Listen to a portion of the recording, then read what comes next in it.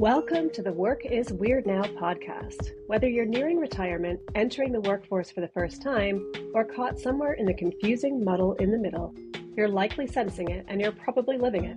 We know we are, and we want to know why. Listen in as we interview experts and everyday people like you to find out how best to navigate the ever-growing weirdness of work in the modern age. Welcome to the Work is Weird Now podcast. Today's guest is Antoinette Daniel. Antoinette is the founder of Just Helpers, an award-winning ethical cleaning agency in London that champions fair pay, dignity, and justice in an industry that's notorious for exploitation. A self-described accidental campaigner, she's built a business that not only provides excellent cleaning but also advocates for systemic change across the sector. Antoinette's journey has been one of resilience, vision, and holding the line on her values, from growing her company to surviving collapse during COVID to rebuilding with integrity. She speaks and mentors widely on leadership, justice, and the power of doing business differently. Her one-line bio: clean boss, fairness fan, accidental campaigner, and a lover of a good cup of coffee and a slice of cake. Welcome. Amen. She's already got her good cup of coffee in front of her, so we're halfway there. Welcome. Thank you for joining us. You're so welcome. It's so lovely to be here with you, Dan and Alice. Brill. So before we jump into today's core question, can you tell us a little bit about your career? Oh, yes. So this is why I'm an accidental businesswoman. I am a trained PE teacher. I've wanted to do that since the age of 13. So qualified, got a job, ended up in my dream school, the school that I thought I'd retire in. And the going was good. Like, the trajectory was amazing. I was online for deputy headship, all the things, loving life, loving my job.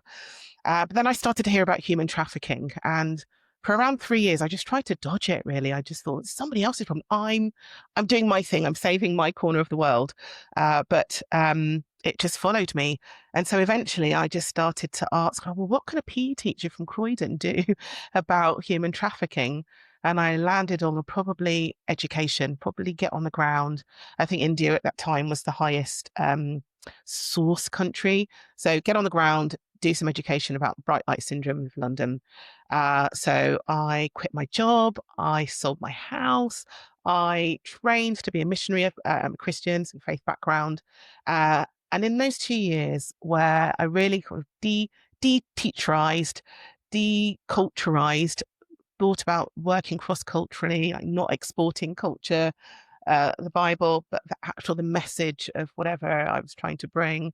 A wise woman said to me that to make any systemic change, you need to do three things. You need to get public support on the ground. People on the ground need to understand where their money's going and what the impact of that is. You need actual support for the individuals that have been impacted and affected, and make sure the infrastructure works well for them. And then you need legislative change. And so all of that in the melting pot, I kind of tried to set off to India and couldn't. It just, for whatever reason, it just didn't work. And so ironically, I ended up volunteering in the UK, interning for anti-trafficking charities, and then eventually a part-time paid role, almost back on my doorstep about 4 years later, and worked with an anti-trafficking charity aligned with the Salvation Army, who'd got the big tender for safe housing at the time. So I did that 3 years, created a grassroots charity. I built a grassroots charity up, worked myself out of a role, embedded that role into local council, all sorts of crotty things in those 3 years. We had to pose as punters and call brothels to try and work out if there were indicators of trafficking. So training retired gentlemen on just sexual acts that they had probably never, ever heard of in their life. So some dark days there. So a lot of grassroots initiatives around anti-trafficking. But when I got this part-time role in the Borough of Merton, London Borough of Merton, house money was pretty much running out, and I realised I need to pay the bills. So I thought, I know, I'll have a side hustle. I think I'd signed on at the job centre for the first time in my life, mid-30s, really didn't love that whole experience, and just thought, I've got to work, like whatever it takes, I've got to work until I find this dream job. So I thought about cleaning and proposed it at a dinner party. lovely mulled wine, nibbles, Christmas dinner party, middle class people. And it was almost like the music stopped and everybody's cleaning. Well, it's flexible. I can be in and out. No one will talent spot me. I don't have to manage anyone. That was the big thing. And I can do it around this anti-trafficking job. So interestingly, at that dinner party, a friend just said, well, that's really bizarre because last night somebody asked me, do you know a cleaner? Do you want me to introduce you? So that's how the cleaning started. It was a side hustle initially, and it's just grown. It's grown into this mammoth beast. It's my main event, and we've been going now for 13 years. Wow. It's just amazing to hear that you stepped out of what was you were on that linear trajectory, right? Of what you thought was passion into something that is truly passion. With so many issues facing the world right now, what was it about trafficking that really concerned you to the point that you were willing to put everything aside and go for it? That's such a great question, Alice, because I hear quite a lot of issues that go on around me, and still trafficking is the one that gets me in the gut. I think so. I'm a looked after child, and there's something about having freedom and agency over your own body. Gosh, it's making me feel quite emotional, really. Freedom and agency around your own body. And I think it's just a core value that's really important to me. So to hear of initially women and children, that was the children's story that really got me. Hearing children as young as 2 being trafficked for sex. It's horrendous. And I don't know why, of all the issues in the world, that is the one that grips my soul. But it does. It literally paralyzed me eventually. I'd just be balled up in a fetal position in the middle of the night, sobbing as you're hearing story on story. I guess it links to slavery as well. So all those connections. That's kind of the first big narrative that I heard, this connection between the transatlantic slave trade and the modern day slave trade. And so there's sort of ancestral things that are all meshed into that as well. I mean, it's interesting because just as an objective observer of your story, there is for me a very clear through line between being a PE teacher, where it is very much around having agency over your physical state, the human trafficking aspect, and then also the cleaning part, again, about having agency over the environment that you occupy every day. Do you see those parallels across? I don't know if I ever have, and so I'm going to put that in my pipe and smoke it, because it's a current question I'm asking. Like, what's the arc story? Because I think that there is one, and I feel like I'm still the same person doing the same thing in every space, which is seeing people's potential and enabling them to thrive, enabling them to be liberated and thrive. And as a PE teacher, it was very much that there is something for everyone. I want every child in this school to leave this school being passionate about one sport. I want every child to feel seen and heard through the medium of sport, and participation would rocket in every school that I'd be in. The same in all the anti-trafficking charities. So I've always ended up with that volunteer role. How do I take all these random people that want to do something and corral them into something that's going to give them purpose and life, but enable the charity? And I guess, yes, with the cleaning, I see the human first. I think that's a really good segue into our question, but I still have one more question about your background. So I think what is also quite remarkable for me is that you go from the position of a teacher, which is an authoritative position, right? So you've earned your right to have some authority in the environment you work in, whereas cleaning is a very different type of position within society, right? It is, I mean, and this might just be me projecting my own idea, but it is, I would assume, for a lot of people, something that is a very humble role to occupy. Did you find that transition difficult? The transition for me personally, yes, it was a really interesting 6 months as I had to redefine who am I. And I really battled with it. I mean, starting from that dinner party conversation where people looked at me with horror, my family, like, but we've sacrificed for education and Yeah. the house, and now you're a cleaner. Mm. And that was the tone of voice pretty much across the board. And I really had to come to my own place in this, because first of all, I'd introduced myself as I'm an ex-teacher, but I just persuaded myself to say, no, I'm a cleaner, full stop, no explanation. And I would kind of force people to engage with that. And again, it made me understand that as we grew and as I started to take people on, it's the human first. Yes, your profession is in the cleaning industry, but you are a valid human being. You're contributing massively to society. And I think things like COVID showed us that. The people that held the country Unsung together. heroes, right? Yes. But it's so fascinating that you say, but I was a teacher. Yes. And we do that. We overcompensate with the but. Yeah. It's such a fascinating approach, So that definitely is one of our rally cries with any clients that are considering coming on board with us. We're looking for people that understand that this is a human to human interaction. Yeah. And absolutely. we're not really interested in anything else. So we have been known to let clients go Yeah. in the nicest possible way. Yeah. But if you can't respect the person in your home that is enabling you to be free and do the things that you're best shaped to do, then, what does that say about you? Absolutely. So on to the core question. What happens when we put humanity at the heart of work?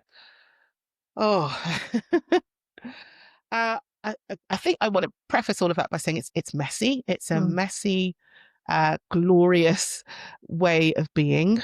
But when we start to put humanity at work, I think that we enable each other to thrive. When you start to have those honest conversations about, one, I want to know who you are, what makes you tick, and then how can we get the best out of each other? I think that we see really spectacular things happening in the workplace. It's been 13 years and it's been a roller coaster, and I've seen many different things, but I would say pre-COVID, everyone in the company would come to work, turn up to work thinking that they were coming to work in the family business. That's kind of how it felt. We were in it together. We call our cleaning team helpers.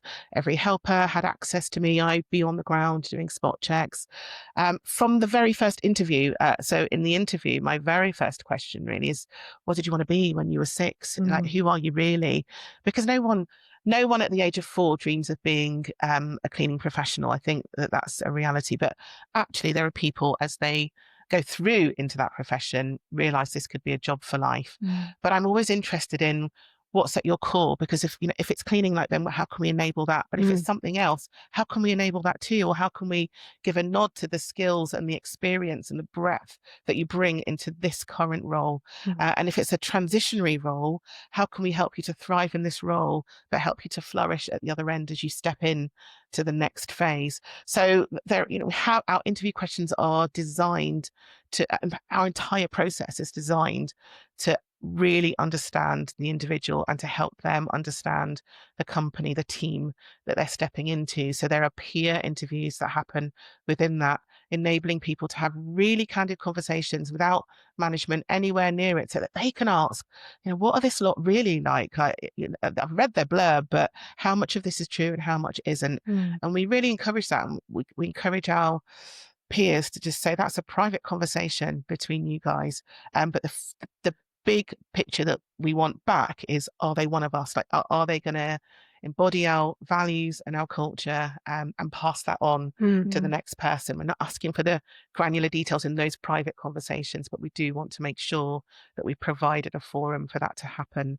And then we have a face-to-face with management team, and then we have a training day with another colleague. And again, all those 3 things are designed to help them build relationships. More than anything, it's so that they know another person that works in this agency, because everybody's working remotely, that might live in their region, that they can call on for help and build relationships with that way. And so before COVID, and it's kind of accidental, because I'd never owned a business. I never thought I would own a business. So it just organically happened. I'm just always thinking, well, how would I like to be treated on the ground? Okay, well, let's see if that works. And I think the lesson I've learned since COVID is it's not necessarily about how I would like to be treated. It's how the individual would like to be treated and needs to be treated. And so that's the transition that we're in now. I've waffled a lot there. No, That's great. It's really interesting. I think you make a really, really good point there, because I think sometimes organizations are under the impression that in order to be more human first, they need to accommodate all of God's green earth of humanity in order to accommodate for that. And I think it's actually a two-way street, right? As you were saying, it's not just about asking people what do they want to be, how do they want to work, things like that, and then accommodating for that, but also figuring out whether they're a good fit for the organization as well. So having that kind of conversation, I think, is really essential. It's not, it is, you do have some agency as an organization over who you bring in, but equally, if you all work together towards defining what humanity looks like in that particular context, then actually create a better environment for everyone to thrive, as you were saying. So yeah, really interesting. I only had this chat yesterday because I interviewed somebody, and I've past 5 years I've hired exec level people, so that they've had maybe 1 or 2 years experience and about to go to the next 2 to 3 years, and everyone, this is my next 5 to 10 year job, and I'm like, that's really, really, it might be, but I'm going to say 99% chance it won't be, because this generation now, that they want to move around, experience different cultures, different workplaces. I was like, look at it as a, what do you want out of the next few years for your career? And we'll create that for you. Don't then think that you said, this is my next 10-year job, and then come up to me 18 months later with a 4-week resignation period and be like, I'm moving on. Actually, let's just see this as a, what do you want to get? What do you want to learn? And then we'll get you ready for that next role. If it is a, that's it. But if you are in it for the long haul, let's also develop that out too. But it's about having that honest chat. And I think as the employee, sometimes we're like, oh, I couldn't possibly go to somebody and say, I'm only going to be here for 2 years. That might be negative. It's understanding the human. 100%. And I think you've hit on something there. It only happens through honest conversation. Yes. And then it's about how do we create forums where we can have those honest conversations. And I think they happen in a number of different contexts. So again, our interviews before COVID would always happen in a coffee shop over a coffee, because we just wanted to bring that. We're here, where one of our values is hospitality. We're in the hospitality game. How can we get rid of the formality and already start that? Here we are. I just happen to be on this side of the table. You're on that side of the table, but who are you? In all of our spot checks. So, yes, there's a 104-point checklist of things that people have to answer and be answerable for. But also within that are questions about how are you? What's going on? How's the family? How we want to know by name each other's backdrops. Whatever it is that you're bringing to work, we're interested in that as well, because it's all part of you, isn't it? So it's how do we create those forums where people can be honest, particularly in a remote working team. How do you create those coffee pot conversations or whatever it is, moments of connection for the new moments of connection, that's right. So, have you ever had to make a decision at any point for the good of the business that you felt maybe in hindsight has kind of gone against this sort of human first focus, or do you not think that? Do you look back and say, well, we had to do that because ultimately it was in the best interest of the business?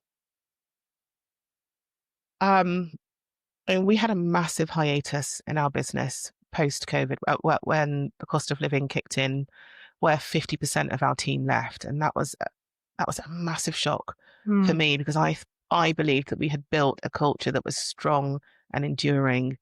Do you know what caused that? I think the panic around cost of living. So people that are on the breadlines, at that point, we were one of the highest paying companies in the UK. And then post-Brexit, where trying to find people was really tough for industries like ours.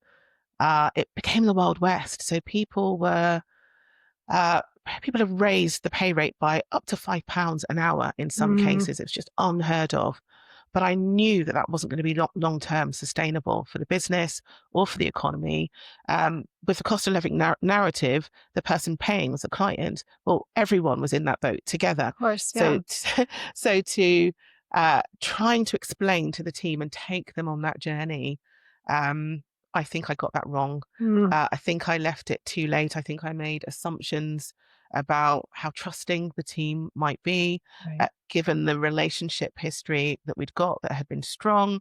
I learned a lot about how to hold a couple of lines, really. One, how to bring people along on a journey that might be tough, a journey where everyone may have to sacrifice initially for the good of the company. Two, I think that's the first time I started to understand I've got to hold two things in tension. Because if the company doesn't thrive, nobody thrives. Yeah. And that's the first time I had to think about that, because I'm all about the individual. Mm-hmm. And so this kind of the greater good term is now part of my narrative, and that feels challenging, but there's a tension to hold both of those two things together. And I think my overarching mantra now is there are tough decisions that you have to make as a leader in a business, as a leader in general. For me, if our company goes under, I believe that the work we're trying to do is such a great piece of work, can be so influential, not just for the people in our company, but for the industry as a whole, that it's better that we're there imperfectly, trying to do the right thing, than perfectly or striving for something that maybe I can't achieve and we go under and fold. So that's what we're working through at the moment. We're in a new reality working through that currently. I am a huge champion of perfect is the enemy of the good. That is my sort of mantra. But certainly in a situation where you have to maintain a constant balance, right? That makes it all the more resonant. Do you find that there's a ripple effect in the work? So do you see the quality of the work that's actually being done on the ground as being better as a consequence of you providing an environment where people feel like their whole self is able to be brought to work? Pre-COVID, 100%. Our client satisfaction scores were out the ballpark. Post-COVID, so I know we're 5 years down the line, but actually what we realized is that for 2 or 3 years when we took everything virtual, something broke. And so now we're having to really almost go right back to the beginning and work out, well, one, understand that deep relationship can't just exist virtually, and particularly in challenging work like ours. And so we're having to relook at how do we get that balance of using tech for good, but also digging deep into the human aspect of individuals, because actually it is. I mean, I'm a great believer in my personal life that good things happen over a meal.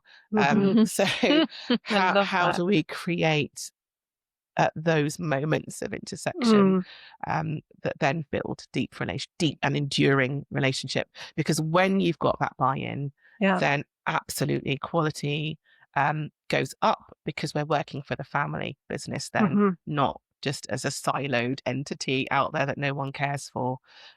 When people feel cared for and supported, they're likely to be like your early first responders. They see the problems on the horizon and will report that in. We get all sorts of rich information that comes back when people feel part of the vision, things about what's shifting and changing for clients, which then enable us things like, my client's pregnant.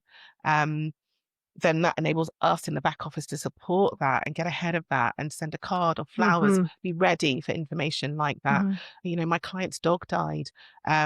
To be able to, as a team, to think, well, how can we respond to that? How do we, when their comms come in, where they haven't mentioned that at all, how can we go back and say, because our client is also part of the community, right? So we see you, we've heard you, is there anything else we can do? But without our team on the ground, being those first responders and giving that rich information, we're flying blind. And that happens when they've caught the vision and they feel part of it, and they know that we will support that and amplify what's going on for them on the ground, or support them in what's going on the ground. I really like some of the language you use, because we all call people who clean houses cleaners, right? And you use things like helpers and first responders, and it really does that. Those words are powerful, I would imagine, in sort of shifting people's identities around what they're doing. Have you found that? I hope so. So again, as I said, we're in a new reality where we're having to explore this.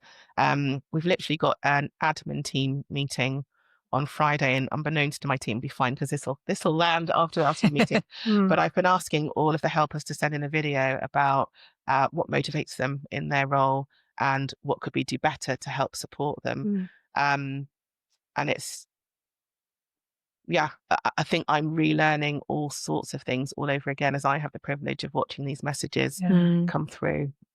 When in your work in the human trafficking world, I would assume, because you were working with people who are really sort of, I would imagine, I don't want to put words in your mouth, but sort of stripped back to the real sort of having to, in Maslow's hierarchy of needs, we're really talking about the sort of bottom of that hierarchy, right? What have you learned about human dignity and about what people need in order to thrive that you've then brought into the business and your other work? And I think it's a really great question, because I think that it was seeing that made me understand these people who are perceived to be bottom of the pile in the world of society. So let me restart that. In terms of the anti-trafficking, people land in those situations because they are living in desperate situations. Right.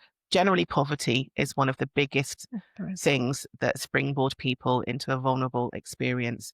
So poor pay, poor infrastructure where exploitation is allowed to happen, and then just not being treated in a dignified way creates a vulnerability in someone.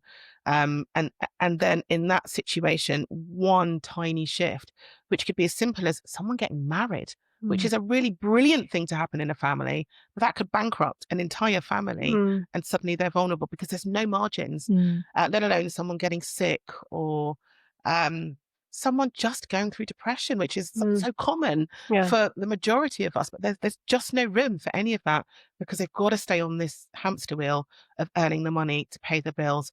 And the knock-on effect generationally with that is challenging as well, because they're rarely there to raise their children or be part of the community or kick back and sit around the table and eat a meal with other members in their community, because they're just having to work all the time. So I mean, I'm cleaner number one in our company, but when cleaner number two came along, helper number two, I suddenly realized, well, if I'm prepared to go and clean for, I think it was £10 an hour at that point, and that feels tight to me, I can't expect anyone to do less. That just about pays my bills if I can work X number of hours. So it has to be the same for the next person. And if it isn't, then I understand fully that if I push them into a place of poverty, so working poverty, then they will be vulnerable to being trafficked. And I've seen trafficked, exploited in some way, and I have seen where that ends up. So that's kind of the backdrop that helped me just to organically start in the right way. Set up the whole framework for everything that you've then done. And like I say, it's almost creating that psychological safety to be able to bring them their whole selves to work and speak freely, all of those things. Well, it really speaks to the value of things like universal basic income, the conversations that are happening around that in terms of where work's going to go with AI and things like that. Are we going to get to a point where we need to have something like that? Because just providing people with that scaffolding to survive, it doesn't need to be everything, but it needs to be something that gives them that platform, right? And prevents them from falling beneath that line that then exploits them and puts them in vulnerable positions, as you said. I think it really does, in the whole kind of context of work is obviously about getting paid at its very basic level. And I think it's easy to forget that, especially when in our world where we're talking about work as the deliverer of purpose and meaning and all these things that actually fundamentally, if we don't get those things right, we might as well not bother, right? 100%. Back to Maslow's basic tenet. We need shelter and food and security and safety. So until we have those, we can't get to that self-actualization pinnacle. So yes, we have a mandate as employers to ensure that those basic needs are being met. Otherwise, how can we ask people to start innovating in our business and adding, purpose and value and all the other things if they're going home hungry or their kids can't afford a pair of shoes to go to school? Yeah, I mean, something else that's going up the list of important things for employees, broadly speaking. So we're probably talking about more income secure people, generally speaking. But is flexibility. So I just read a stat down today that people are now prioritizing flexibility over pay because it's so vital to the way that we live now and the way that we manage our lives and interact with our families and contribute to our communities and so on and so forth. Is that something that is really important for you to, I mean, it's fundamental to cleaning, I assume, is some aspect of flexibility. Is that something that is important to you as a provider of employment, that you're able to provide that to people as well? Yeah, as much as possible. And the majority of people in the cleaning industry at a sort of domestic level are women. I think it's something like 67% of cleaners are women. And in London, that's slightly higher. And in London, 55% are migrants of some sort. And so people are juggling, and women in particular, women are typically main carers of children, home, and they need work that can enable them to do all of those things to help them live their outside of work life. The same with my admin team. So currently, that's not always been the case. Currently, all of my admin team are women. And again, one of the things that we look at from the get-go is how can we support you with the family commitments that you've got? Not all of us have children. We've been known to have children at interviews just because why not? Yeah. If that's going to enable that woman to rock up, have an interview, and be our core candidate, then why not? So yes, as far as we can, we would advocate for flexibility. There are some roles, so actually the admin team are probably the hardest because there are set hours that we need to be there to do the job, but only the roles that do that. And even then, every 2 years we talk about, is this still appropriate that we work from home, or would you prefer that we work in an office? So we've had offices at some point because people are like, my kids have gone to school and I just need to get out and come and see another human being. Right, we'll hire an office. But with the team that we've got right now, they're all younger children and they all want to be at home so they can do the school run and be there and nip in and out between calls. So yes, as much as possible, we believe in flexibility. Do you think that some leaders are underestimating the emotional and relationship side of work? It's such a strange time at the moment in the macro world. I don't know how well I could answer that because more and more now I just try and hang around with business leaders that think and act and feel like me. That's so fair. Yeah. So in the circles that I swim in, we fully understand that this is the new way to do good business. I love that. And that's truly knowing your values and your purpose, right? Actually, and the choice of people that you want to work with and work for. But actually, now that you mentioned earlier, something didn't align. You're like, no, that's not for us in terms of a client relationship. I love that. Do you feel your clients are on board with this? Are they happy paying a little bit more, knowing that they're doing something positive for society, or is it a struggle, or is it so commoditized that actually the conversation's not happening enough? No, I mean we lead with that through our sales visits in all our comms that come through. So the majority of clients that sign on with us understand the bigger picture as well. Obviously, we've got to deliver an excellent service as well. So that's the basic. They're paying for a service. We've got to make sure it's good. But the majority of our clients understand that. There are some clients, and we spot them early on because they'll start to say things like, "You're so expensive, and for this level of money, we're expecting Superwoman." So in those, we try and coach them back around to no, this is the right cost for cleaning. Every company should be charging this so that every helper can walk away with a decent wage, and you are still employing a human being that sometimes has a tough day at work, and we're here to figure out how can we get that fixed, how can we support them with training, and yes, discipline if need be, but you do start to see those that are sold out completely. And every year when we raise a price because the real living wage has risen, you'll get clients that write and say, "Thank you for managing that. That's brilliant. So happy to pay that." And then you'll get those that drop off or those that grumble. And again, in our monthly meetings as an admin team, we'll start to talk about, are they still the right client for us? So we're revealing some of our back end secrets here. But I mean, so Dan and I are marketing people. And so my mind goes right away to, are you engaging your clients with the kind of storytelling aspect of the business? Are you sharing some of those experiences of the individuals who are working for them and giving them a little bit of that view in? Does that help? Not enough. Okay. Not enough. And again, because our margins are so tight, so we've had a marketer on board with us for a couple of years, but recently we parted ways, we paused. So that was one of her big drums. But when it's all down to me and I'm spinning all the plates, not enough story to trust me. You're preaching to the choir over here.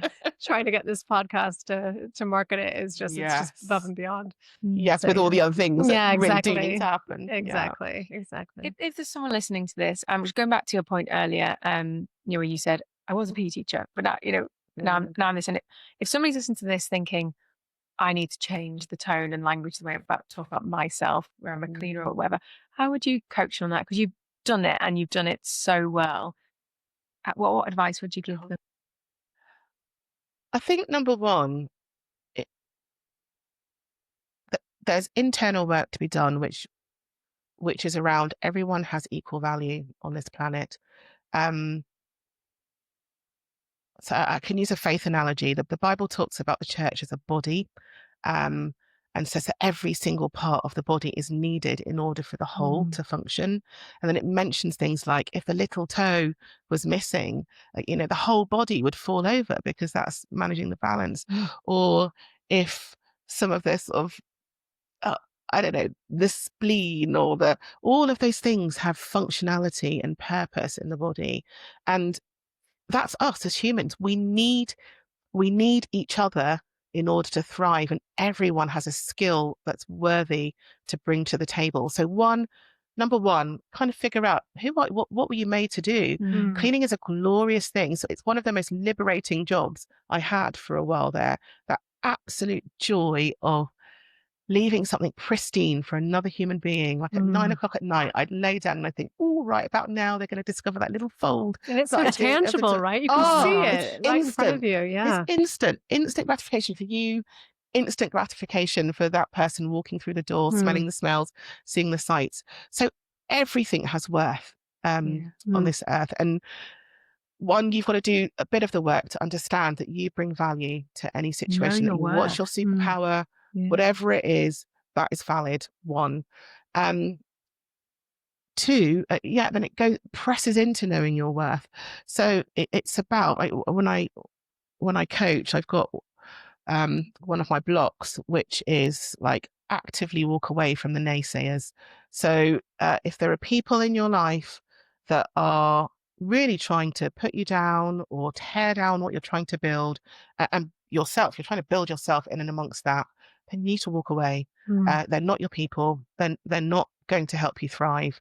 Find your tribe. Find the people that get who you are and celebrate and support that. And three, just really understanding that as humans, to thrive, we need to be interdependent, not independent. And you have a role to play in that. You are needed to help the person next to you thrive. So for my cleaning team, for our helpers, as you said, the tangible joy and relief that gives to clients as they walk through the door at the end of a cleaning day frees them up to read a bedtime story to their child, which enables their child to have that sense of mum or dad were there, which gives them a baseline of confidence to grow up and go out into the world and to thrive and to contribute, and on and on and on and on. And that's just because you mopped a floor with sensitivity, you thought about the placement of their pots and pans, you learnt that they like to have their cup of tea coaster at this angle next to their bed. You ease the way for them to just get rid of some of the things that are cluttering their mind so that they could thrive and be free to do their thing, so that whoever they're enabling, and so on and so on and so on, we all knock on to each other. And it doesn't matter where you are in that, whether you're perceived as a small cog or a big cog, every cog is essential. So yeah, it's a great way of thinking about it. Yeah. I mean, I certainly when I come home and my house is clean, it's like it has a nervous system effect. It does. I know within minutes when the kids tornado through the door, it's over. That, yeah. But I always, whenever I go home and I just soak it up, I go, yeah. It's so just nice. for a hot minute, it's tidy and it releases some sort of joy, relaxation, all those things. I honestly was welled up then when you were saying that. You bottled that what you've just said, and yeah, it was moving. So what's next for you and your business? Actually, back to the drawing board. So we're dismantling everything. We're trying to figure out how do we get back to pre-COVID with everything that we've learned since COVID? How do we get back to being a thriving community that is interdependent and works well together? How do we? So we're working on that, and we've spent 2 years working on quality, banging that drum, getting back to let's just rock up and clean well, let's rock up and type good emails, all of the things. Now we're into our community phase. How do we rebuild community so that it works for everybody? Once we've semi-solved that, pre-COVID, we were at that point of thinking, can we expand? Can we franchise or can we replicate?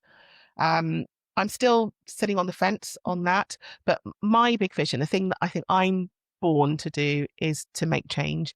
So to campaign for change that doesn't just affect our business, but affects every cleaning business in the UK. So for me, I want to change the VAT laws for cleaning across the UK. My belief is, because we sit in a 20% VAT bracket, it's creating challenging employment structures.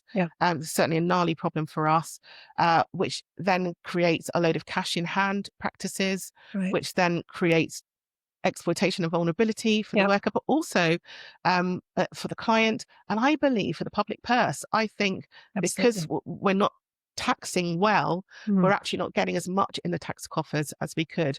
So that's the message that I want to take to Parliament. If you just lower the VAT bracket, I think you'll find that there'll be more money from the cleaning sector in the public purse, and what can we do with that? But my real aim, of course, is that I want every cleaner in the UK to be paid at least the real living wage, if not above. So that's what I'm trying to do, which some nights at 2 a.m. feels a little bit stupid and large, but there you go. It's how I'm hardwired. So on I go. And then we'll see what I'm giving us 3 years to kind of get back to where we were culture-wise, and then review what comes next for us as a business. Do we replicate? Do we sell and press into campaigning arm? I don't know. I've still got other dreams that are going on. Like my ultimate dream is to create a foundation that is a grant-making foundation for sparky kids exiting the care system, kids that have maybe got some entrepreneurial spark, which would then tie everything together, I think, in my mind. Because for me, if I could start a business with £10 in my pocket and take it to over £1 million enterprise, I think that there's something in that for kids that are maybe disenfranchised through the school system. So how do we put in mentoring and all of those things? I digress. I mean, it's not far from our conversations, because obviously every time we talk about work, we end up talking about education and how that then prepares kids, or should it even prepare kids for work? You know, what is its fundamental service in society? What does it provide? So there's a massive conversation. Exactly. That's a whole series in itself. Yes, exactly. Which is why today we were recording our second "Education is Weird Now" episode, because there is and so primary much setting kids up, you know, or is it too far away? Should it be? All those things. So how exciting! And so essential. Yes, exactly. So like you, we just keep adding things to our list of to-dos. So great. So how can people get in touch with you if they want to learn more? Because of my name, if you type in Antoinette Daniel, I'm probably top of Google. So I've got a webpage. If you land on that, then all the ways to contact me are in there. So LinkedIn is the place that I hang out the most. But yes, if you send in a form, I'm generally up for a coffee, virtual or in person, with people. I'm curious about people. So reach out. I'd love to continue this conversation. Great. Thank you so much for being here. Thanks for making the trip to our South studio London, here. What an inspiration you are. Thank you so much. Great. Thanks so much. Thanks for having me. Thank you.